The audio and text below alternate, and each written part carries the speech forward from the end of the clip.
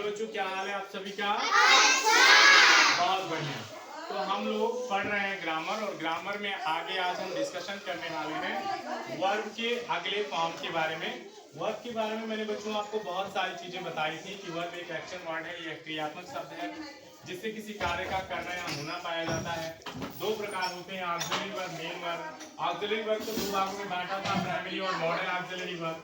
फिर main verb को मैंने ट्रांजिटिव और इनट्रांजिटिव वर्ब के रूप में बांटा था।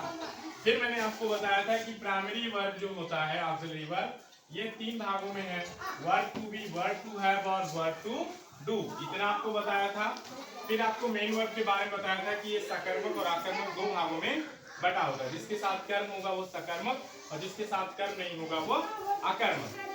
फिर मैंने आपको वर्ब टू बी के बारे में बताया था, जिसके अंतर्गत ये जा रहे हैं was, were, be, been, being, ये सब आता है। वर्ब टू बी में हैज, हैव, हैड आता है। वर्ब टू में डू, डज, डिड आता है। इतना आपको बताया था। क्लियर है? आगे आज हम बात करेंगे बच्चों वर्ब टू हैव के बारे में। वर्ब टू हैव में हैज, हैव और हैड आता है, तीन आते हैं। सभी बच्चे ध्यान से देखें। अब जो वर्ब टू हैव है, इसका प्रयोग हम तीन अर्थों में करते हैं मेनली।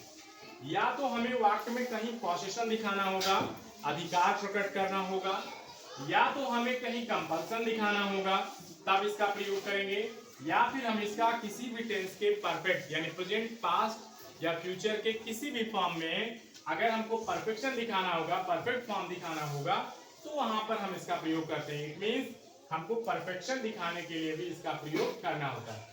अगर हम इन शॉर्ट कहें बच्चों, तो हमें वर्ब टू हैव का प्रयोग पोजीशन, कंपल्सन और परफेक्शन दिखाने के लिए हम इसका प्रयोग करते हैं। आज मैं जो आपको बताऊंगा बहुत थोड़ा बताऊंगा, क्योंकि एक दिन में आप सारी बातें सीख नहीं पाएंगे। आज हम आपको केवल पोजीशन बताएंगे कि वर्ब टू हैव के माध्यम से हम पोजीशन यानी अधिकार कैसे दिखाते हैं। बात समझ में आ रही है? चलो देखेंगे। तो आज हम देखने वाले हैं बच्चों पोजीशन के अर्थ में, POSSESSION, पोजीशन यानी अधिकार। पोसेस शब्द से बना यानी अधिकार में रखना। अधिकार, अधिकार प्रकट करने वाले वाक्यों में हैव का प्रयोग कहाँ होता है? जरा ध्यान दें। अगर कोई प्रेजेंट टेंस की वाक्य आपको मिल जाए, प्रेजेंट टेंस, आपको कोई प्रेजेंट टेंस की ऐसी वाक्य मिल जाए जिसमें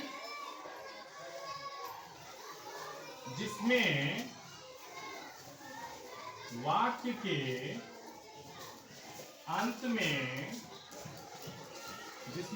के अंत में आपको मिले पास है,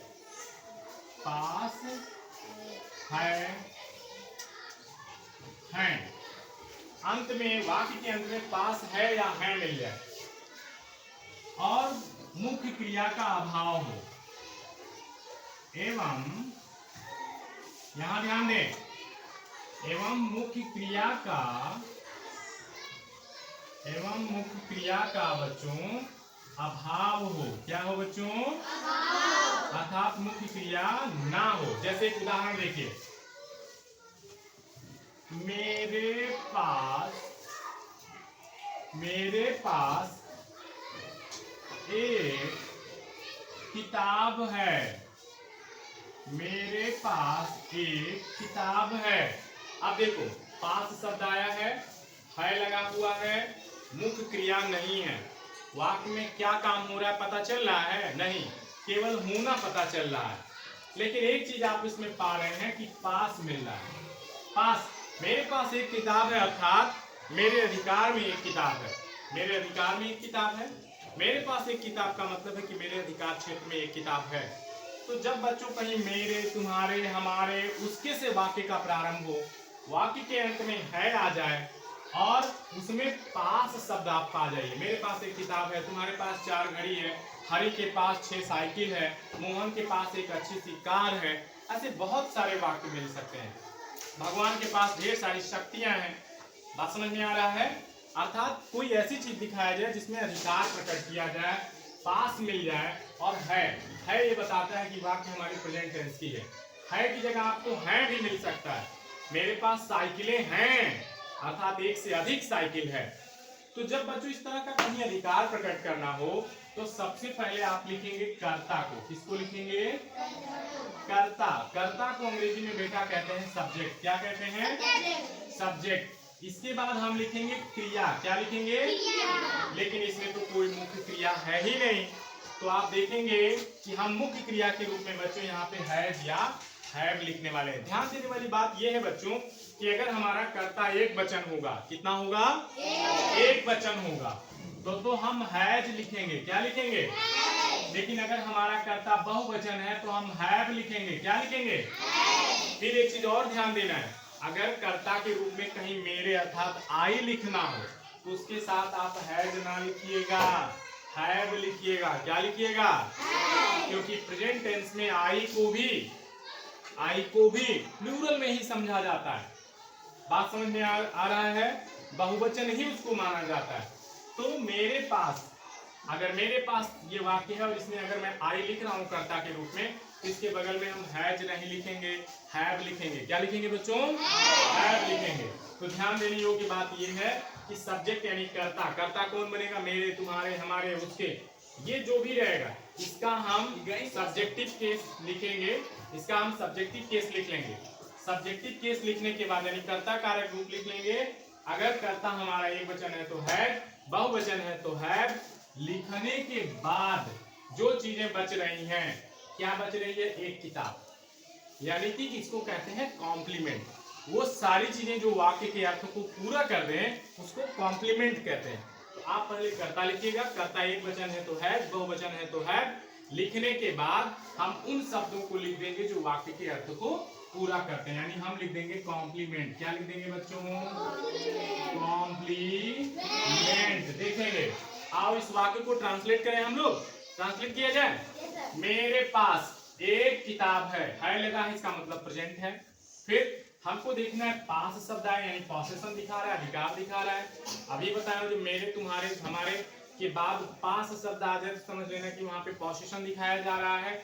अब जब पॉसेशन दिखाया जाएगा तो आप वहां पे प्रयोग करेंगे वर्ब टू हैव का।